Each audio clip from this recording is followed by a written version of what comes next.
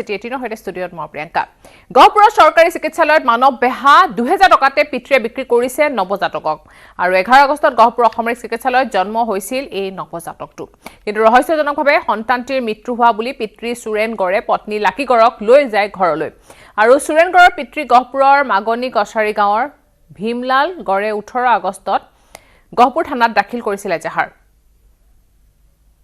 লোকজনৰ সন্দেহত নিজ পুত্ৰ সুৰেন গড় আৰু টুপনি গড় নামৰ এগৰাকী মহিলাৰ ওপৰত লোকজনৰ এজাহাৰৰ ভিত্তিতে আৰক্ষী আৰম্ভ কৰে অনুসন্ধান তদন্তকালত লখিমপুৰৰ পুৰোহিত কৃষ্ণপ্ৰসাদ উপাধ্যায়ে বিক্ৰী কৰাৰ তথ্য পোহৰলৈ আহে আৰু লগে লগে আৰক্ষীয়ে কন্যা সন্তানটি লখিমপুৰৰ পৰা উদ্ধাৰ কৰিবলৈ সক্ষম হয় ইতিমধ্যে সন্তান বিক্ৰী আৰু কিনাৰ অপৰাধত সুৰেন গড় টুপনি গড় আৰু কৃষ্ণপ্ৰসাদ উপাধ্যায়ক গ্ৰেপ্তাৰ কৰিছে আৰক্ষীয়ে তদন্তকাৰী বিষয়া এছআই ধীৰাজ নামৰ সূত্ৰৰ ক্ষেত্ৰতাৰে উক্ত দুইজন ব্যক্তিকে থানালৈ সোধপোছৰ কাৰণে আনে সোধপোছৰ কালীনত তেওঁলোকে স্বীকাৰ কৰে যে তেওঁলোকে উক্ত কন্যা সন্তানটি লগে লগে লখিমপুৰৰ এজন ব্যক্তি শ্ৰী কৃষ্ণপ্ৰসাদ উপাধ্যায় নামৰ ব্যক্তিজনক বিক্ৰী কৰি দিয়ে লগে লগে আমি গোটেই ঘটনাটো আমাৰ মাননীয় আৰক্ষী অধীক্ষক মহোদয়ক জনাওঁ আৰু আমাৰ পুলিচ টিম এটা লখিমপুৰলৈ পঠাই দিওঁ উক্ত ব্যক্তিজনৰ ঘৰত লখিমপুৰ পুলিচৰ সহায়ত আমাৰ পুলিচ টিমটো ৰেড কৰি উক্ত ট্ৰেফিকিং বেবীটো ৰিকভাৰ কৰে আৰু লগতে কৃষ্ণপ্ৰসাদ উপাধ্যায়কো গ্ৰেপ্তাৰ কৰে এতিয়া আমি বেবীটো তাৰপিছত হস্পিটেলত মেডিকেল কৰাই তেওঁৰ মাকক চমজাই দিম আৰু এই তিনিজন ব্যক্তি যথাক্ৰমে শ্ৰী সুৰেন গড় শ্ৰীমতী টুপনি গোৱালা আৰু শ্ৰী কৃষ্ণপ্ৰসাদ উপাধ্যায়ক ইতিমধ্যে আমি গ্ৰেপ্তাৰ কৰিছোঁ আৰু এতিয়া মাননীয় আদালতলৈ প্ৰেৰণ এই বিষয়ে আমাক সবিশেষ জনাব আমাৰ সাংবাদিক পলাশ ফুকন আপোনাৰ পৰা জানিব বিচাৰিম ইতিমধ্যে নৱজাতকটো বিক্ৰী কৰাৰ কথা আৰু পিতৃয়ে জড়িত আছে বুলি জানিব পৰা গৈছে আৰু মাতৃৰ অজ্ঞাতে মাতৃয়ে এই বিষয়ে গম পোৱা নাছিলে কিন্তু এই সমগ্ৰ কথা পোহৰলৈ কেনেকৈ আহে আৰু পিতৃয়ে যিহেতু নিজ সন্তানকে বিক্ৰী কৰাৰ বাবে জড়িত হৈ আছে গতিকে ঘটনা সন্দৰ্ভত জানিব বিচাৰিম পিতৃৰ সৈতে কোনোবাই যোগাযোগ কৰিছিলে নেকি বা কেনেকৈ এই ঘটনাটো হ'বলৈ পালে নিশ্চয়কৈ প্ৰিয়ংকা পিতৃত্বৰ দৰে এক মধুৰ তথা মহান দায়িত্বক জলাঞ্জলি দি সদ্যজাত কন্যা সন্তানক বিক্ৰী কৰি পিতৃত্বৰ দৰে পবিত্ৰ সম্পৰ্কত কালিমা সানিলে গহপুৰৰ এগৰাকী কুলাংগাৰ পিতৃয়ে আৰু 11 আগষ্টত এগৰাকী কন্যা সন্তানৰ জন্ম হৈছিল গহপুৰ অসামৰিক চিকিৎসালয়ত আৰু সেই কন্যা সন্তানটিক লখিমপুৰৰ এটি মন্দিৰৰ এগৰাকী পূজাৰীক বিক্ৰী কৰিছিল পিতৃ সুৰেন গড়ে আৰু যিহেতু বিক্ৰী কৰাৰ পাছত পত্নী আৰু যি পতি ঘৰলৈ আহিছিল ঘৰ মাগনি কছাৰীত আৰু তাত অহাৰ পাছতে সন্দেহ উপজিল পৰিয়ালৰ লোকৰ সুৰেন গড়ৰ পিতৃৰ সন্দেহ উপজিল পিতৃয়ে সন্দেহ উপজাৰ ফলত পুত্ৰৰ ওপৰত আচলতে এজাহাৰ দাখিল কৰিলে সন্দেহৰ ভিত্তিত আৰু তাৰ পাছত আচলতে জুলুঙাৰ মেকুৰী ওলাই পৰে আৰু গহপুৰ আৰক্ষীয়ে তদন্ত কৰি এই কথা পোহৰলৈ আনিবলৈ সক্ষম হ'ল যে লখিমপুৰৰ এগৰাকী পূজাৰীক তেওঁ কন্যা সন্তানটিক বিক্ৰী কৰিছিল মাত্ৰ 2000 টকাৰ বিনিময়ত আৰু পূজাৰীগৰাকীয়েও আচলতে লখিমপুৰৰ জহিঙৰ ৰাম মন্দিৰৰ পূজাৰী বুলি গম পোৱা গৈছে আৰু কৃষ্ণ কমল উপাধ্যায় পূজাৰীগৰাকীৰ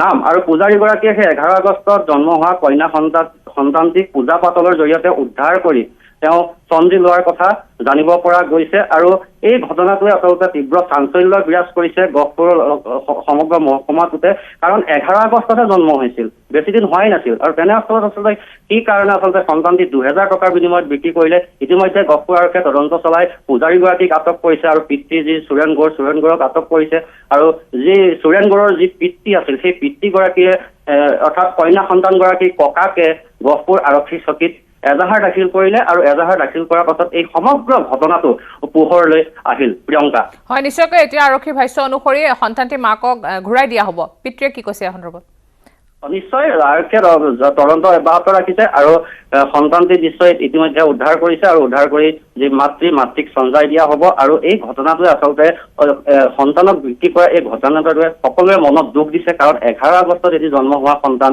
টকা 2000ৰ কাৰণে বিক্ৰী কৰিলে পিতৃয়ে মাতৃয়ে গম নাপায় আৰু এই সমগ্ৰ ঘটনাটো যেতিয়া ঘৰলৈ ঘূৰি গ'ল পিতৃ মাতৃ তেতিয়া ঘৰৰ যি পৰিয়ালৰ লোক অৰ্থাৎ কন্যা সন্তানগৰাকীৰ পিতৃ ককাকে সন্দেহপজাত গহপুৰ আৰক্ষীক এজাহাৰ দাখিল কৰে আৰু ক্ষিপ্ৰতাৰে গহপুৰ আৰক্ষীয়ে তদন্ত অব্যাহত ৰাখি সমগ্ৰ ঘটনাটো দলদল পটপটকৈ পোহৰলৈ আনিছে প্ৰিয়ংকা হয় নিশ্চয়কৈ ধন্যবাদ জনাইছো পলাশ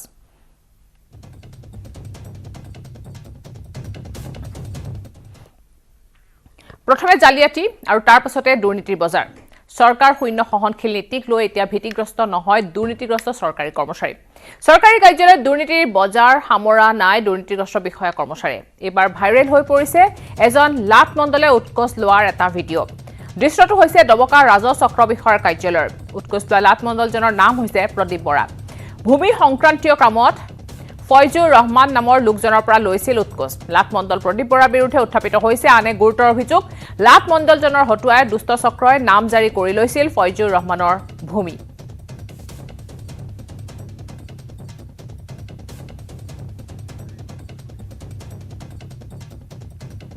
ঘোষখোৰ বিষয়া কৰ্মচাৰীৰ বিৰুদ্ধে এতিয়া সক্ৰিয় হৈ পৰিছে আৰক্ষী প্ৰশাসন ৰাজ্যত ইজনৰ পিছত সিজন ঘোষখোৰ বিষয়া কৰ্মচাৰী গ্ৰেপ্তাৰ হৈছে এজন লাট মণ্ডলৰ হতুৱাই দুষ্ট চক্ৰৰ নাম জাৰি কৰিছিল প্ৰদীপ বৰাৰ বিৰুদ্ধে এতিয়া উত্থাপিত হৈছে অভিযোগ উৎকোচ লোৱাৰ অভিযোগ উত্থাপন হৈছে প্ৰদীপ বৰাৰ বিৰুদ্ধে এই বিষয়ে আমাক সবিশেষ জনাব আমাৰ সাংবাদিক নীলোৎপল আপোনাৰ পৰা ঘটনা সন্দৰ্ভত জানিব বিচাৰিম নিশ্চয় প্ৰিয়ংকা এগৰাকী লাট মণ্ডল পুনৰ গ্ৰেপ্তাৰ হৈছে ডবকাত আৰু দেখিবলৈ পোৱা গৈছে বিগত সময়ছোৱাত প্ৰায় 4 দিন ধৰি যি নিৰন্তৰভাৱে অভিযান চলি আছে কেইবাগৰাকীও লাট মণ্ডল গ্ৰেপ্তাৰ হোৱাৰ পিছতো পোৱা গৈছে যে নগাঁৱৰ হোজাই জিলাত পুনৰ এগৰাকী লাট মণ্ডল গ্ৰেপ্তাৰ হৈছে আৰু এই কথা বতৰাৰ সময়ত কিন্তু এটা কথা চিন্তা উদ্বেগ কৰাইছে চৰকাৰখনে যি দুৰ্নীতিৰ বিৰুদ্ধে যি বিভিন্ন ধৰণৰ যি বৰ্তমান পদক্ষেপ লৈছে বা প্ৰতিজ্ঞা দেখিবলৈ পোৱা গৈছে যে দুৰ্নীতি নিৰ্বাহ শাখাই এনেধৰণৰ দুৰ্নীতিগ্ৰস্ত বিষয়ৰ প্ৰতি অভিযান চলাইছে বা হাততে গ্ৰেপ্তাৰ কৰিছে তাৰ পিছতো কিন্তু পুনৰ এনেধৰণৰ যি দুৰ্নীতি কিন্তু দুৰ্নীতিৰ বিৰুদ্ধে যি অভিযান সেই স্তব্ধ হোৱা নাই কাৰণ এটা কথা ক'ব লাগিব যে দুৰ্নীতি যে বৰ্তমানে সংঘটিত হৈয়ে আছে বাৰে বাৰে দুৰ্নীতি নিৰ্বাহ শাখাই এনেধৰণৰ দুৰ্নীতিগ্ৰস্ত বিষয়াসকলক গ্ৰেপ্তাৰ কৰাৰ পিছতো তেওঁলোকে কিন্তু ভয় কৰা নাই তেওঁলোকে এনেধৰণৰ দুৰ্নীতি নিমজ্জিত হৈ আহি আছে আজি এগৰাকী লাট মণ্ডলক গ্ৰেপ্তাৰ কৰা হৈছে উৎকোচ জিলাৰ হাততে গ্ৰেপ্তাৰ কৰাইছে আজিৰ পৰা কেইদিনমান পূৰ্বে দেখিবলৈ পোৱা গৈছিল যে এগৰাকী আৰক্ষী বিষয়াক হাততে গ্ৰেপ্তাৰ কৰা হৈছিলে আৰু এনেদৰে প্ৰতিদিনে ৰাজ্যৰ বিভিন্ন জিলাত কিন্তু দুৰ্নীতি নিৰ্বাহ শাখাই অভিযান চলাই আছে আৰু এই কথা কিন্তু যিসকল দুৰ্নীতিগ্ৰস্ত বিষয়া সেইসকলো কিন্তু অৱগত যে দুৰ্নীতি নিৰ্বাহকৰ জালত তেওঁলোক যিকোনো মুহূৰ্ততে পৰিব পাৰে কিন্তু তাৰ পিছতো কিয় এই যি দুৰ্নীতি যি নিমজ্জিত হৈয়ে আছে বা প্ৰতিদিনে যি দুৰ্নীতি সংঘটিত হৈ আছে চৰকাৰী বিভাগত এয়া কিন্তু চিন্তাৰ কাৰণ চৰকাৰখনে দুৰ্নীতিৰ বিৰুদ্ধে বিভিন্ন ধৰণৰ কথা ঘোষণা কৰিছে বা পদক্ষেপো লৈছে তাৰ পিছতো এনেধৰণৰ বহু বিষয়ে কিন্তু বৰ্তমান দুৰ্নীতি নিমজ্জিত হৈ আছে আমি যদি চাওঁ নগাঁও হোজাই এইসমূহ ঠাইত কিন্তু বিভিন্ন যি ৰাজহ চক্ৰ বিষয়াৰ কাৰ্যালয় এতিয়াও দুৰ্নীতি হৈ আছে যোৱাকালি আমি কলিয়াবৰ পৰা বাতৰি সম্প্ৰচাৰ কৰিছো সেই বাতৰিটো দেখিবলৈ পোৱা গৈছিলে এগৰাকী লাট মণ্ডলৰ বাবে 7 বছৰ ধৰি এহাল বৃদ্ধই কিন্তু কলিয়াবৰ যি ৰাজহ চক্ৰ বিষয়াৰ কাৰ্যালয় অহা যোৱা কৰিব লগা হৈছে আজিও দেখিবলৈ পোৱা গৈছে প্ৰদীপ বৰা নামৰ এগৰাকী বিষয়াৰ প্ৰতি যি অভিযোগ উত্থাপিত হৈছে এগৰাকী লাট মণ্ডলক ইতিমধ্যে এই লাট মণ্ডলক হাততে গ্ৰেপ্তাৰ কৰা হৈছে এটা কথা ক'ব পাৰি যিদৰে আপুনি কৈছে যে এতিয়া দুৰ্নীতি নিবাৰকৰ অভিযান বৃদ্ধি পাইছে কিন্তু তথাপিতো এনেদৰে ঘোষখোৰ বিষয়া কৰ্মচাৰী তেওঁলোকৰ যি কাম কাজ সেইবিলাকো বৃদ্ধি পাইছে গতিকে এই ক্ষেত্ৰত চৰকাৰে কঠোৰ পদক্ষেপ লৈছে দুৰ্নীতি নিবাৰকৰ অভিযানো তীব্ৰ হৈ উঠিছে তাৰ মাজতে গতিকে দেখা পোৱা গৈছে যে কমা নাই তাৰ পিছতো কিন্তু এনেধৰণৰ বিষয়া কৰ্মচাৰী বৃদ্ধিহে পাইছে গতিকে কি কাৰণ হ'ব পাৰে কিবা অনিহা থাকি গৈছে নেকি তেওঁলোকৰ কাম কাজত বা কি কাৰণে এনেদৰে অভিযান তীব্ৰতৰ কৰি তোলাৰ পিছতো এনেধৰণৰ কাৰ্যকলাপ বৃদ্ধি পোৱা দেখা পাইছে বিগত কিছুদিনত দেখিবলৈ পোৱা গৈছে এনেধৰণৰ কাৰ্যকলাপ বা এনে বিষয়া কৰ্মচাৰী বৃদ্ধিহে পাইছে নিশ্চয় এটা কথা ক'ব লাগিব যে এই ক্ষেত্ৰত জনসাধাৰণৰ যথেষ্ট দুখ আছে আৰু সহজে ধন ঘটাৰ আশাত কিন্তু একাংশ কৰ্মচাৰীয়ে এনেধৰণৰ দুৰ্নীতি নিমজ্জিত হোৱাৰ মূল কাৰণ আমি যদি চাওঁ বিগত সময়ছোৱাত চৰকাৰী কৰ্মচাৰীসকলৰ দৰমহা যথেষ্ট বৃদ্ধি পাইছে তেওঁলোকক বিভিন্ন সুবিধা প্ৰদান কৰা হৈছে ইয়াৰ পূৰ্বৰ আগৰ দিনবিলাকত যদি আমি চাওঁ কৰ্মচাৰী যথেষ্ট কম দৰমহা পাইছিলে তথাপিও কিন্তু তেতিয়াও কিন্তু ইমান দুৰ্নীতি সংঘটিত হৈছিল বা সেই সময়ত দুৰ্নীতি হ'লেও এটা কথা ক'ব পাৰি যে যিকেইটা দৰমহা পায় সেই দৰমহা কেইটাৰে এগৰাকী কৰ্মচাৰী চলিব নোৱাৰে কিন্তু বৰ্তমান কৰ্মচাৰী যথেষ্ট শকত দৰমহা পায় যথেষ্ট মোটা দৰমহা পায় তাৰ পিছতো বাৰে বাৰে কিয় এনেধৰণে বিভিন্ন ধৰণৰ যিসকল বিষয় আছে তেওঁলোকে দুৰ্নীতি নিমজ্জিত হৈ অহাৰ কাৰণ কি আৰু আটাইতকৈ ডাঙৰ কথাটো হৈছে যে আমি যদি চাওঁ যে ৰাজহ চক্ৰ বিভাগটোৰ যি ৰাজহ বিভাগটোত যিগৰাকী মুখ্যমন্ত্ৰী তেখেতে প্ৰথম দায়িত্ব লৈ পেলাই লাট মণ্ডলসকলক সঁজুলি প্ৰদান কৰিছিলে মাটিৰ দলালসকলৰ বিৰুদ্ধে অভিযান আৰম্ভ কৰিছিলে বিভিন্ন চক্ৰ বিষয়াক কোৱা হৈছিল যে আপোনালোকৰ কাৰ্যালয়ত দুৰ্নীতি সংঘটিত হোৱা প্ৰমাণ পত্ৰ কঠোৰ ব্যৱস্থা লোৱা হ'ব আৰু তাৰ পিছতে দেখিবলৈ পোৱা হৈছিলে বহু কিন্তু মাটিৰ দলালক আটক কৰা হৈছিলে বিভিন্ন লাট মণ্ডলক আটক কৰা হৈছিলে আৰু এতিয়াও দুৰ্নীতি নিৰ্বাহ শাখাই অভিযান চলাই লাটমণ্ডলক গ্ৰেপ্তাৰ কৰি আছে। কিন্তু চৰকাৰে লোৱা কঠোৰ পদক্ষেপৰ দেখিবলৈ পোৱা গৈছে কোনো ধৰণৰ প্ৰতিক্ৰিয়া নাই এইসকল যি দুৰ্নীতিগ্ৰস্ত লাটমণ্ডল বা ৰাজস্ব বিভাগে হওক বা অন্যান্য বিভাগৰ যিসমূহ কৰ্মচাৰী আছে। কাৰণ আৰক্ষীৰ দুৰ্নীতিৰ কথা কোৱা হৈছে, আৰক্ষীক বাৰে বাৰে দুৰ্নীতিত নিমজ্জিত নহবলৈ সঁকিৰি দিয়া হৈছে। তাৰ পিছতো আৰক্ষী বিষয়া কেইবাগৰাকী গ্ৰেপ্তাৰ হৈয়ে আছে, আৰক্ষীৰ বহু বিষয়াৰ ফোন ৰেকৰ্ডিং ভাইৰেল হৈ আছে। ঠিক সেইদৰে দবকাত যি দেখিবলৈ পোৱা গৈছে যে লাটমণ্ডল হাতলতে গ্ৰেপ্তাৰ হৈছে, তাৰ পূৰ্বে ধুবুৰীত হৈছে, তাৰ পূৰ্বে বিভিন্ন জিলাত হৈছে। গতিকে এনেধৰণে যি বাৰে বাৰে যি লাটমণ্ডলসমূহ বা বিভিন্ন ধৰণৰ ৰাজস্ব বিষয়াৰ কাৰ্যালয়সমূহ যি কাৰ্যালয় কৰ্মচাৰীসমূহে যি মাটি বাৰী সংক্ৰান্তত যি ধৰণৰ উৎকোচ লৈ আছে, এই কথা বতৰা সময় কিন্তু এটা কথা প্ৰমাণ কৰিছে যে চৰকাৰে লাগিলে যিমানেই কঠোৰ পদক্ষেপ নলওক কিয় একাংশ কিন্তু কৰ্মচাৰী যে যি দুৰ্নীতিত যি তেওঁলোকৰ যি নিমজ্জিত হোৱাটো যি তেওঁলোকৰ অভ্যাস হৈ গৈছে, সেই অভ্যাস তেওঁলোকে এৰিব পৰা নাই। আৰু চৰকাৰৰ দুৰ্নীতি বিৰোধী অভিযানক তেওঁলোকে এতিয়াও যে কেৰেপ কৰা নাই সেই কথাই কিন্তু প্ৰমাণ কৰি দেখুৱাইছে। প্ৰিয়ংকা। হয় নীলোৎপল, ধন্যবাদ জনাইছো।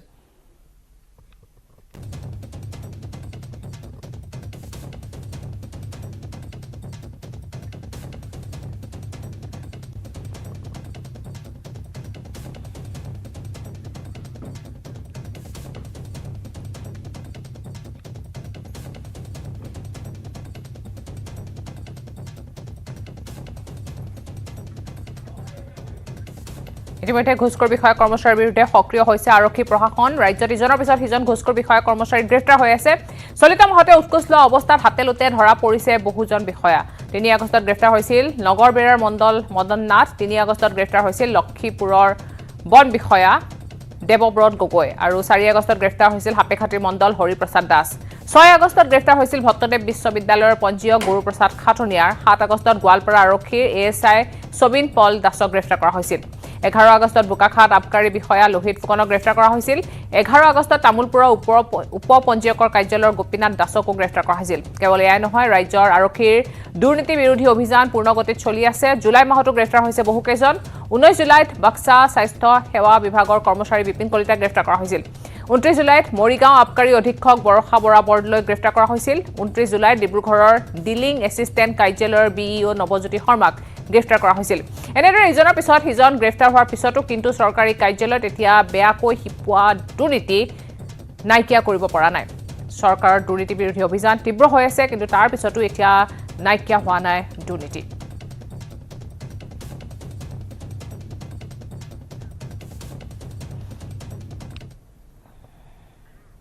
আহিছো পৰৱৰ্তী খবৰলৈ। অদৃশ্য জনপ্ৰতিনিধি ভোট দিলে জিকিলে, কিন্তু আজিলৈকে চেহেৰাই নেদেখিলে ভোটাৰ ৰাইজে। হাইলাকান্দিত বিধায়ক পত্নীৰ বিৰুদ্ধে ৰাইজৰ ক্ষোভ। হাইলাকান্দি জিলাৰ কাটলিচেৰা সমষ্টিৰ বিধায়ক সুজান উদ্দিন লস্কৰৰ পত্নী ফাৰহানা বেগম লস্কৰৰ বিৰুদ্ধে জিলা প্ৰশাসনৰ দ্বাৰস্থ হৈছে এলেকাটোৰ ৰাইজ। 3 বছৰেও জিলা পৰিষদৰ কাৰ্যালয় নেদেখিলে জিলা পৰিষদৰ সদস্যগৰাকীয়ে। ফাৰহানা বেগম লস্কৰ কাটলিচেৰা সমষ্টিৰ অধীনত ৰংপুৰ ৰামচন্দী জিলা পৰিষদৰ সদস্য আৰু আজি 4 বছৰে এলেকাৰ ৰাইজে দেখা নাই জিলা পৰিষদৰ এই সদস্যগৰাকীক। যোৱা 4 বছৰে কোনো কাম কৰা নাই জিলা পৰিষদৰ সদস্য বেগম লস্কৰে। যোৱা 4 বছৰে ফাৰহানা বেগমে নিজ জিলা পৰিষদ এলেকাত থকা 5খন গাঁও পঞ্চায়তত একোৱে কাম নকৰিলে। যোৱা 2021 অৰ্থাৎ 15 ফাইনেন্স আঁচনিৰ অধীনত তেওঁৰ এলেকাত 70 লাখ টকা মঞ্জুৰ হৈছে, কিন্তু আজি প্ৰায় 3 বছৰ অতিক্ৰম হোৱাৰ পিছতো এটা নিৰ্মাণ কামো আৰম্ভ হোৱা নাই। লগতে সকলো অৰ্থ নিজৰ গৃহ গাঁও পঞ্চায়তত মঞ্জুৰ কৰাৰ অভিযোগ উত্থাপন হৈছে তেওঁৰ বিৰুদ্ধে। আৰু এই অভিযোগসমূহ লৈ স্থানীয় ৰাইজ এতিয়া জিলা প্ৰশাসনৰ দ্বাৰস্থ হৈছে। 70 লক্ষ টাকাৰ কাজত আজিলৈকে একটা স্কিমৰ কাজ আৰম্ভ কৰা নাই। তাত যিবিলাক ইঞ্জিনিয়াৰ জড়িত আছে সেইবিলাকে বিনা তাত চাইনবোৰ্ড লগাব লাগে, তাত ফটো উঠাব লাগে, তাৰপিছত বিল দিব লাগে, তাৰপিছত টাকা ড্ৰ হ'ব লাগে। কিন্তু ইয়াত একো নাই, গোটেই টাকাবিলাক ৰিলিজ হৈছে। আমি আজি CEO ছাৰক আমি কমপ্লেইন দিছিলোঁ যে অতি সোনকালে ইয়াত ইনকুৱাৰী কৰিব লাগে। তেখেতে আজি ইনকুৱাৰী কৰিছে, তেখেতে দেখিছে যে জিলা পৰিষদৰ আজি ৰংপুৰ ৰামচন্দী এটা কাজত আজি ৰাতিপুৱাৰ পৰা কাজ আৰম্ভ হৈছে, বাকী এটা কাজো আৰম্ভ হোৱা নাই। তেখেতে ইঞ্জিনিয়াৰক ধম দিছে অতি সোনকালে কাজ আৰম্ভ কৰিব লাগে, কিন্তু আমি তেখেতক আমি আহ্বান কৰিছোঁ অতি সোনকালে ইঞ্জিনিয়াৰক FIR দিব লাগে যে জিলা পৰিষদে তেখেতৰ বাৰীতে বিধায়ক থকাৰ কাৰণত তেখেতে আইন সকলো লগত সমান হ'ব লাগে। বিধায়কৰ পত্নীৰ কাৰণত কিবা এটা আইন বেলেগ ZPCৰ কাৰণে এটা আইন এটা হ'ব নোৱাৰে।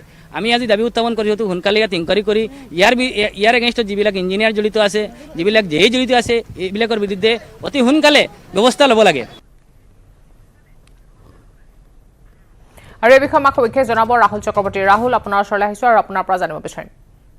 প্ৰিয়ংকা, যোৱা 2018 চনৰ পঞ্চায়ত নিৰ্বাচনত হাইলাকান্দি জিলাৰ ৰংপুৰ ৰামচন্দ্ৰী জিলা পৰিষদ এলেকাৰ পৰা জয়ী হৈছিল ফাৰহানা বেগম লস্কৰ।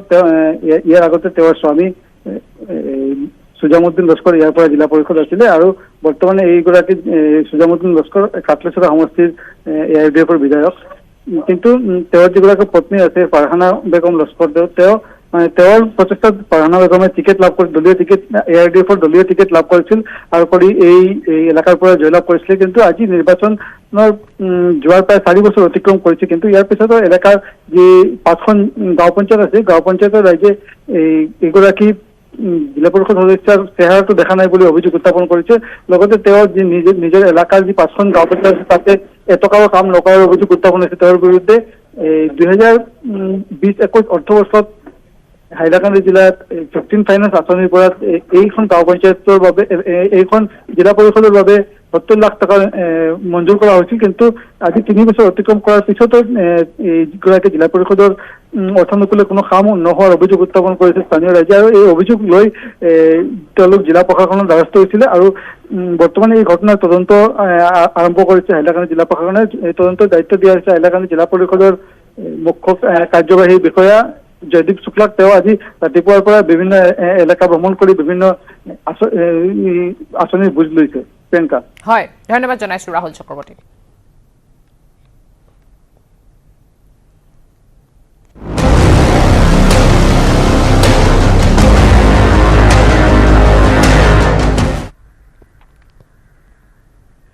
আহিছোঁ পৰৱৰ্তী খবৰলৈ। দিল্লীৰ উপ মুখ্যমন্ত্ৰীৰ ঘৰত CBIৰ অভিযান।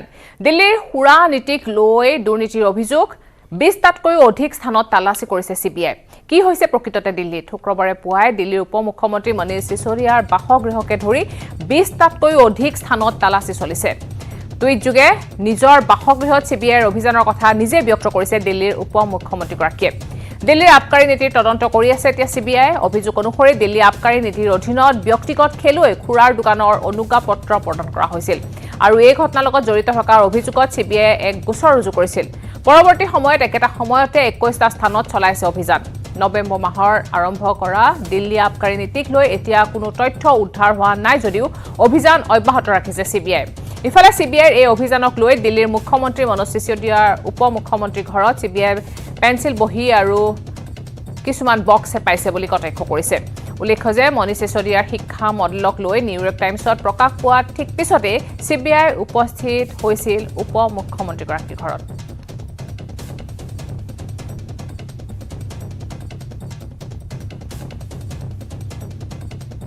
देखिए, लिकर पॉलिसी दिल्ली में बहुत अपना बड़ा घोटाला था। इसको बार बार हम लोगों ने उठाया, पार्टी ने उठाया और इन्होंने जिस तरीके से L1 का जो कमीशन है उसको 12% कर दिया और उसमें से 6% इन्होंने किकबैक लेना स्टार्ट किया। तो ये 6% ही लगभग साल में 1000 करोड़ रुपए बनता है। तो इसमें जितने भी लोग इन्वॉल्व हैं, जितने भी लिकर माफिया इन्वॉल्व थे, ये लोग कहते थे कि 9000 करोड़ रुपए आएगा, मगर आया केवल 3-3.5 करोड़ रुपया। तो बहुत बड़ा नुकसान हुआ राजस्व को भी, बहुत बड़ा कैश का ट्रांजैक्शन हुआ है। गोवा पंजाब के चुनाव इन्होंने इन्हीं पैसों से लड़े हैं। तो ये सारी बातें अभी सामने आ जाएंगी। CBI ने सारे सबूतों को इकट्ठा करके ही ये सारी जांच कर रही है। भ्रष्टाचारी जितना मर्जी ईमानदारी का चोला पहन ले, वह भ्रष्टाचारी ही रहता है और आम आदमी पार्टी का भ्रष्टाचार एक बार नहीं कई बार देखने को सामने आया है। आज मुद्दा है शराब के ठेकों का, शराब के ठेकों में हुए भ्रष्टाचार का और इस विभाग के मंत्री हैं मनीष सिसोदिया जी। जिस दिन CBI को जांच दी उसी दिन शराब नीति को वापस लिया। अगर शराब नीति में कोई घोटाला नहीं था तो उसको वापस क्यों लिया? CBI और जांच की डर अरविंद केजरीवाल जी को मजबूर करती है ट्वीट करने पर कि ये शिक्षा नहीं, ये शराब की बात हो रही है और आम आदमी पार्टी के शराब के ठेकों में हुए भ्रष्टाचार की बात हो रही है। दिल्ली के डिप्टी CM मनीष सिसोदिया के घर इस समय CBI की टीम पहुंची है। हालांकि आरोप यह है कि जो एक्साइज पॉलिसी में अनियमितता बरती गई है, उस अनियमितता को लेकर सीबीआई की टीमें लगातार छापेमारी कर रही हैं। दिल्ली में लगभग 20 लोकेशन ऐसे हैं जहां पर सीबीआई की टीम पहुंचकर छापेमारी कर रही है। आपको बता दूं कि इससे पहले करीब एक हफ्ता पहले एलजी ने फिलहाल सीबीआई को फिलहाल इस पूरे मामले में जांच को लेकर बात कही थी कि जो जिस तरह एक्साइज पॉलिसी में अनियमितता बरती गई है उसको लेकर संस्तुति दी गई थी एलजी की तरफ से। और उसके बाद आज फिलहाल सीबीआई की टीम मनीष सिसोदिया के आवास पर पहुंची है और न केवल मनीष सिसोदिया बल्कि तमाम ऐसे दिल्ली के रेसिडेंट हैं जिनमें एक्साइज पॉलिसी से संबंधित वो अधिकारी हैं, उनके घर पर भी ये छापेमारी चल रही है, जिसमें पूर्व एक्साइज के जो कमिश्नर हैं उनके घर पर भी छापेमारी चल रही है। लेकिन लगातार देखिए कि जिस तरह सीबीआई की जो टीमें हैं वो अंदर पूछताछ कर रही हैं, कुछ ऐसे कागजात हैं जिनको खंगालने की कोशिश की जा रही है सीबीआई के द्वारा। सीबीआई इस पूरे मामले में इन्वेस्टिगेशन को लेकर आगे बढ़ रही है। सबसे महत्वपूर्ण बात है कि जिस तरह इस पूरे मामले में सीबीआई जांच को लेकर आगे बढ़ी है, चूंकि एक्साइज पॉलिसी को लेकर एलजी की तरफ से यह कहा गया था कि नीतियों में कुछ लोगों को फायदा पहुंचाने की कोशिश की गई है और उसके बाद इस पूरे मामले में सीबीआई इस पूरी जांच के रोल में शामिल हुई और लगातार उसने जांच के दायरे को बढ़ाया। आज डिप्टी सीएम के घर पर सीबीआई पहुंची है। निश्चित रूप से कहीं ना कहीं कुछ ऐसे दस्तावेज हैं जिनको खंगालने की कोशिश की जा रही है। हालांकि डिप्टी सीएम मनीष सिसोदिया ने ट्वीट कर यह जानकारी दी है कि वो सीबीआई के तमाम अधिकारियों का समर्थन करेंगे, यानी कि जांच में सहयोग करेंगे। हालांकि इस पूरे मामले पर अब राजनीति कहीं ना कहीं बढ़ेगी, क्योंकि साफ तौर से ये कयास लगाया जा रहा था कि जब एलजी के द्वारा इस पूरे मामले में जांच की संस्तुति दी जाएगी तो सीबीआई की टीम मनीष सिसोदिया से पूछताछ करेगी। लेकिन सीबीआई की यहाँ पर जो टीम है वो अब पहुंच गई है और निश्चित रूप से कहीं ना कहीं पूछताछ का जो दायरा है वो बढ़ेगा। आखिर इस पूरे मामले में कौन लोग हैं जिनको फायदा पहुंचाया गया है, एक्साइज के कौन लोग हैं जिनको फिलहाल पॉलिसी में फायदा पहुंचाया गया है। बहरहाल उपराज्यपाल की तरफ से ये जानकारी दी गई थी कि इस पूरे मामले में तमाम जो दोषी लोग हैं उनके खिलाफ कार्रवाई की जाएगी।